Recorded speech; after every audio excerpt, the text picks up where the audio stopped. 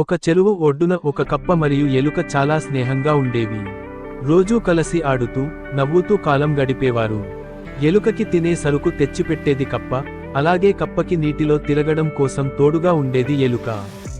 ఒకరోజు అక్కడికి ఓ మనిషి వచ్చాడు. అతనికి ఎలుకలంటే చాలా ఇష్టం, ప్రత్యేకంగా పందెం కోసం వాటిని పట్టుకుని పెంచేవాడు. ఎలుకను చూసి, ఇది బాగా చలాకీగా ఉంది, దీన్ని తీసుకెళ్లి నా ప్రయోజనం కోసం ఉపయోగించాలి అని అనుకున్నాడు. అది గమనించిన కప్ప తన స్నేహితురాలి కోసం భయపడ్డాడు. ఈ మానవుడు ఎలుకను పట్టించబోతున్నాడు, నేను దీన్ని కాపాడాలి అన్న ఆలోచనతో అతని ముందే కప్ప తన నోటితో ఎలుకను అందుకుని చెరువులోకి తీసుకెళ్లాడు. అయితే అదేం జరిగిందంటే, చెరువు దగ్గరే కూర్చొన్న గద్ద ఒకటి కప్పను గమనించింది. నీటిలోకి కదులుతున్న కప్పను చూసి తడిగాలిలో ఊగుతూ ఒక్కసారిగా దూకింది. కప్పను తన గుజ్జులో పట్టుకుని గబ్బులుమంటూ ఎగిరిపోయింది. అలా ఎలుక ప్రాణాలు దక్కాయి. కానీ తన ప్రాణాన్ని ఇచ్చి కాపాడింది.